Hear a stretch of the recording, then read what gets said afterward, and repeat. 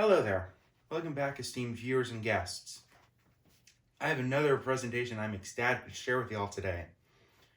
It's about mental illness and sort of creating a good balance.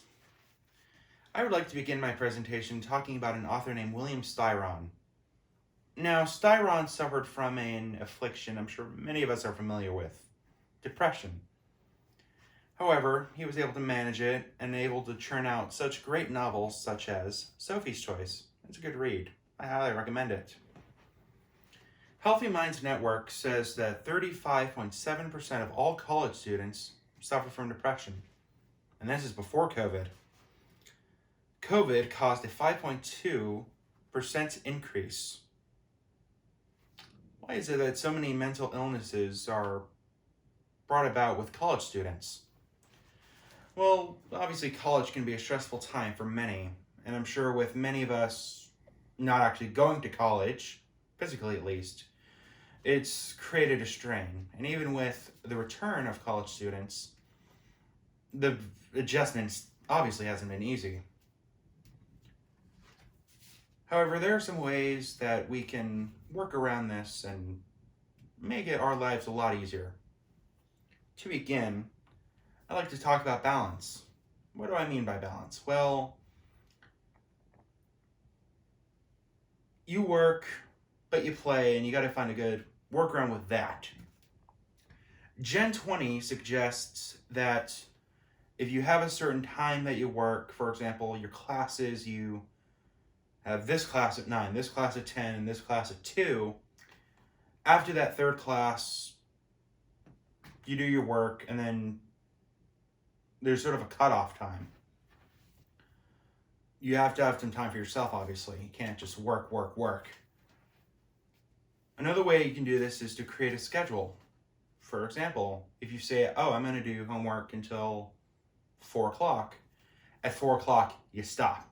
You don't do this one last little thing because it's going to spiral into 12 other things. Sort of also find a compromise. For example, say you have midterms or a couple big papers you got to do. Maybe spend that week working on them. And then the next week, once they're all done, use on the gas a little. Maybe take a day, even a couple days for yourself. And that'll allow you to adjust back to normalcy. It will create or will prevent a mental strain if you just work. So work, but don't work all the time. It's okay to take some time for yourself. Another method you can use is stress management.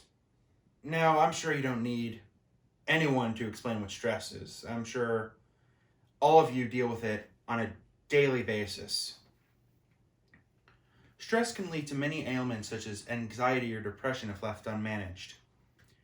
However, there are a couple simple techniques you can use to de-stress yourself in the moment, such as breathing,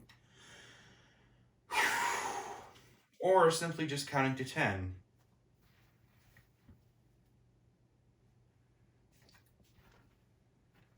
If you're noticing a constant stressor in your life, like for example, you don't like being late, and you notice traffic constantly, maybe try to find another way to your college campus. Trust me, there are routes that exist. You will find it and you will be happier. However, if you notice that your stressor is ingrained, you cannot get rid of it, you might want to try to cope. And I'm not going to tell you how to do that because everybody's lives are different. What I might have to cope with may not be what you have to cope with. So sort of try to find that on your own, but I'm sure you can do it.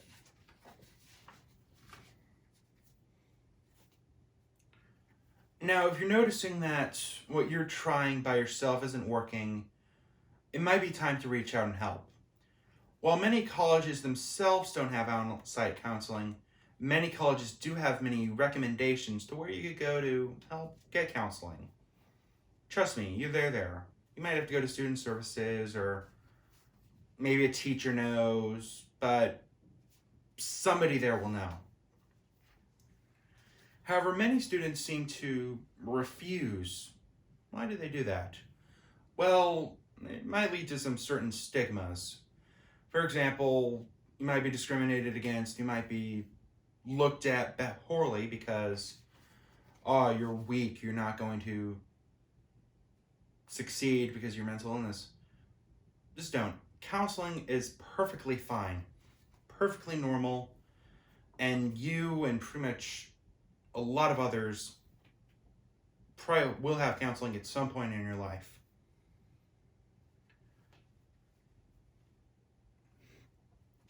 Luckily, COVID has sort of helped to get rid of some misconceptions.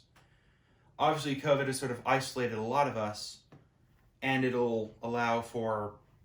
has allowed for better luck with finding resources and for people to not judge you anymore, and will allow for understanding.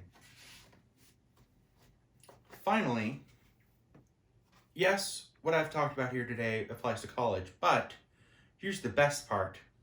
You can use this stuff outside of college too. So you don't have to worry about throwing your hat. You don't have to throw that out. You don't have to throw that out. You can keep that. You can use these for the rest of your life, and you'll be better off for it. Thank you so much for listening to my presentation. You all have a lovely day.